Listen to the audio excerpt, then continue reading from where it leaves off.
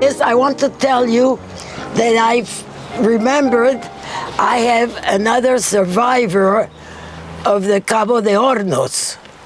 This is my doll. I got this doll when I was 2 years old, and I have her since then. I'm Colette Adler, Adlerstein, Winograd. My parents were Polish. They both were Polish, but they came from different cities. They went, each one on his side, they went to France, to Paris. They met there, got married there, had 2 daughters, Simone and myself. And they made quite well with their, they started working in a factory, and then they had their own handbag factory.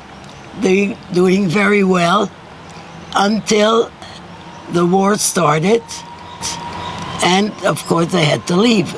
Of course they left when it was almost too late, because they left in January 1941, and the Germans were already in France.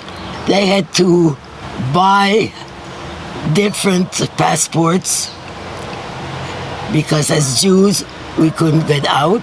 So that's why they changed the Adlerstein to Adler, which is more German than Jewish. And then the ship, we started in the Alsina, and then we had to change 2 more ships, Cabo de Buena Esperanza and Cabo de Hornos, which is the one that got to Curaçao. On each port where we stopped, they wouldn't let us stay. But I can tell you that the Jewish community all over, in every place where the ship stopped, the Jewish community tried to help.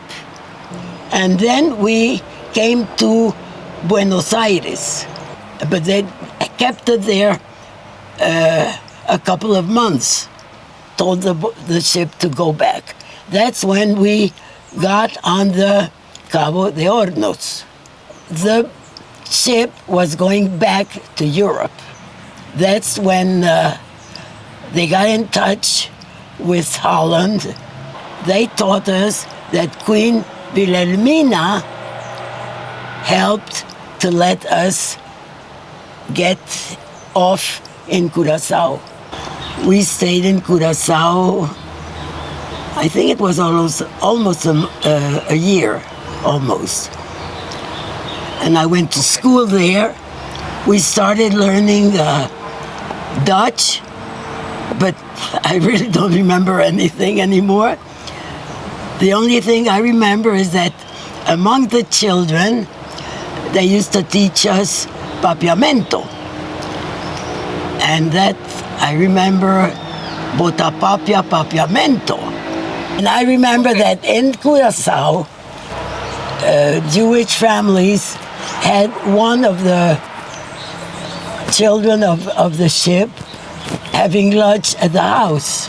And I was at a very good woman, very nice.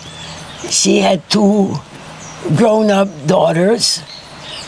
The problem was that she wanted to make me a little bit fatter. I was very skinny, and she made me eat peas and carrots, and I hated them. I'm very thankful, grateful for Curaçao, the people, and again, Queen Wilhelmina, because they saved us. Thanks to them, I'm alive.